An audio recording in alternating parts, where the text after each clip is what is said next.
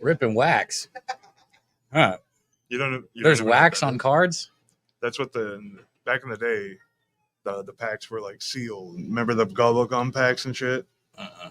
Yeah, it was like kind of like a waxy paper that was like folded over and pressed down. So like when people collected Pokemon cards, you could buy a pack for like $3 and then get a card that they valued at like, $150 or something like that. Mm-hmm. Are cards the same way?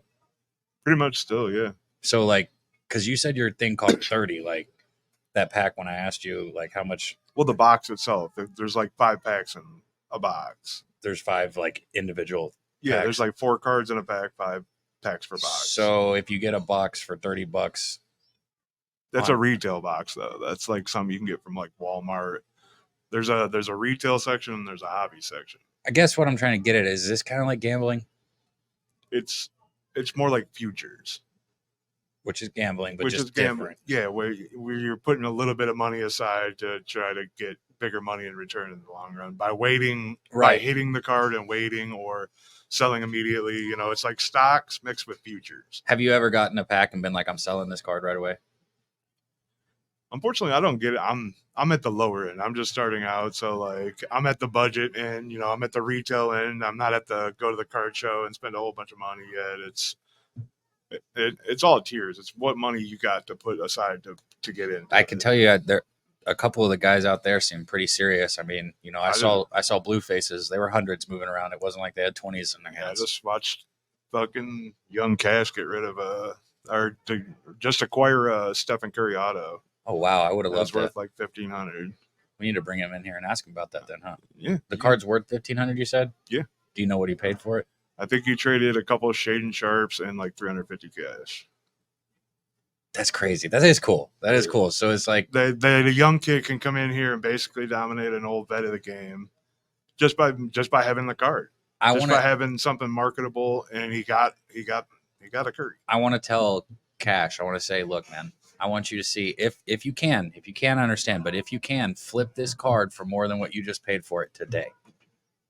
I don't know if there's the clientele to do it today here, but give him another card show if he wants to get rid of it and not PC it, which is personal collection. Right. If he doesn't want to PC it, he'll get rid of it, no problem. People are going to come up and offer him. I know Cash is a little shooter though. He's got a good shot, so that card might be valuable to him personally. He'd probably a little more than everybody else. Like Steph Curry broke the game. Yeah, for sure. So that's when you're in the card business, you want them guys that transcend and change the game. It's like the Brady's, the Mahomes, Steph Curry's, Jordan, Kobe's, LeBron. Sure. You can go for like the guys like Tatum, but they haven't got to that point yet where their money is kind of, their card is kind of, what's the word I'm looking for? Like it's not going to go back. Okay. And if it does, it's not going to recede far. Okay, I get what you're saying. So it's like, if they go get a couple more championships, it's going to go forward, obviously, but it's not going to go back, right? That's where you're right. Yeah, that's what everybody needs. They need to win championships. They need to win MVPs. They need to win All-Star games. So it's. What are your favorite? What sport is your favorite to collect? That's tough because it's the same as my betting. Soccer is probably my favorite. But there's so many soccer players that nobody knows of, and you can open a pack and you might know one guy. You might have heard of one guy's name. So, what do you think about the environment and the vibe here at Southtown 101 right now? I think it's great for the first time. Jeff having this, I think it's it's functioning. I like to see the kids here. Sure, yeah. The kids bringing their own stacks, and the kids younger in cash even.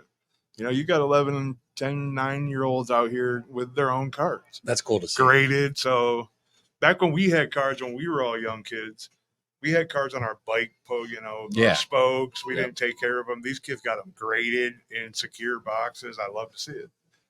Yeah, and I know he was somewhat concerned about the turnout, but as soon as the doors opened, people came in with their cards, started making trades, started buying, started selling. There's money moving around, free appetizers, free drinks. I really think that's the atmosphere in the trading cards. It's a lot of check it out and move on. Sure. It's a lot of window shopping, but when you see something, What is your most prized card that you own? My most prized is the one I got for a wedding present from Jeff. I had a 2 out of 5 Lyoto Machida autograph, which is my favorite USC fighter, and it's a gold. You got it on you? Yeah. Oh, hell yeah. And he gave it to you as you said, Christmas present or wedding present? Wedding gift. Wedding gift? So you just got it? Yeah. Congratulations again, by the way. Can we see this on camera? Lyoto Machida, 2 out of 5. It's my favorite USC fighter. Only 5 made in the What the whole fuck? Yeah, and I got 1 of the 5. There's only 5 in the whole world, and you have one of them here? And it's on card autoed, which is, there's sticking. What they do is, when baseball players, when you sign, everybody signs their little auto sheet and it's a sticker. Mhm. This is on card. So you actually physically touch this card to Oh, sign okay. it, compared to like a sticker where they just put it on themselves. You can tell, too. That's cool. It's cool that he got it for me knowing that it was my favorite fighter and that it was a fucking money card. That's awesome. How much would it take for somebody to buy that off of you? It's not sold. Not for sale? That's cool. I figured you'd say that. Nah. Somebody came up and was like $1,500 cash right now. If you would have to have a Lyoto Machida to like 10 and money. Gotcha. Like something close. Oh, look, Nate ordered appetizers for us in here. All right. So when did you start collecting cards? The last week of football season last year. Oh, okay. So you got all that relatively quick. And because I saw you set a stack of cards down, like, that it wasn't no big deal. It's only if it's like a valuable card if it's in there, right? To me. Okay. So this is my PC. This is like most of the stuff that I wouldn't sell, or it'd have to be like the right price. I have to get what I want out of it. Gotcha. A lot of Jordan. For the Machida, if I brought it out there right now, Oh. 5G, take it. Well, 5,000, I could buy the number 2 again. Yeah, that's what I say. I think Slaughter would be a little disappointed in you if you didn't sell it if you got offered. Yeah, I would just buy the same card again. I would just buy another one. There's only 5. What do nobody want to sell? And then I'll just wait. What if one of them got lost and there's only 4? Think about it. A lot of these old baseball cards were on spokes and shit back in the day. So, like, yep. A lot of these number cards could have possibly been shattered out of the system. I like the background. Yeah, it's dope. Man, anything you think I should know about card trading before I start talking to some other people in here? I think the interview part went fine. I think you know basic enough in the area. I would just get into it a little more. Are you thinking about actually getting into this? Or are you just pussyfooting around and like buying cards and stuff? Yeah. I could see myself doing it maybe, yeah. Getting involved in the hobby, and because once you're in, you could get hooked real quick. The more I, hang around you guys and I'm here at Southtown 101, it's like if it's going to be around me, I might as well do it. Yeah, even if you only end up having 20 cards your whole life, and they're 20 that you wanted, and that if you walked into a card show, you could clear out. Like you could just take all that money, cash in your futures. The good thing is it's like I said, it's like stock markets and futures mixed. So you can lose money if you don't sell in the right spots, but you can always make money by selling them. It's always, I've heard plenty of people that were collectors back in the day selling their whole stash to save their house, get married. You never know when you're going to. That'd be a cool story to hear. Yeah. If you ever want to go on a vacation or you got a family crisis, you got to bail out of jail. Yeah, sure. Your wife just sells your cards to get you out. Yeah. It's backup plan. It's, I don't think they're ever going away. They're only popping more. You might lose some value on some cards over time, but yeah. All right, Vic. We can just break anytime we want, right? Yeah, no, it's just all free flow. Yeah. You guys think anything that I'm missing? Let's get conversation. You could have talked about doing a break. He doesn't know about people doing live breaks. You buy in and you fucking. I've done that. So that's an alternative way to get into the hobby by itself, Gab. That's how I got into it. What is it?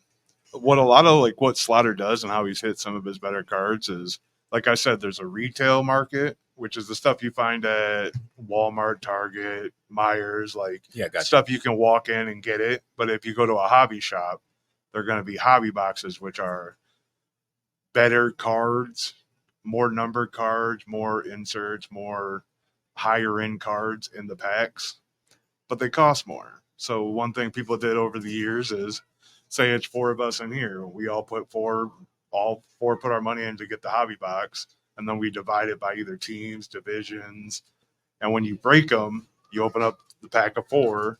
There's 4 cards in there, 4 different teams that gets spread out between the people, and it's kind of nice because, for one, you don't got to pay full price for the hobby box, but still get the experience and the resale value of a hobby box, because the resale value of retail is not that high.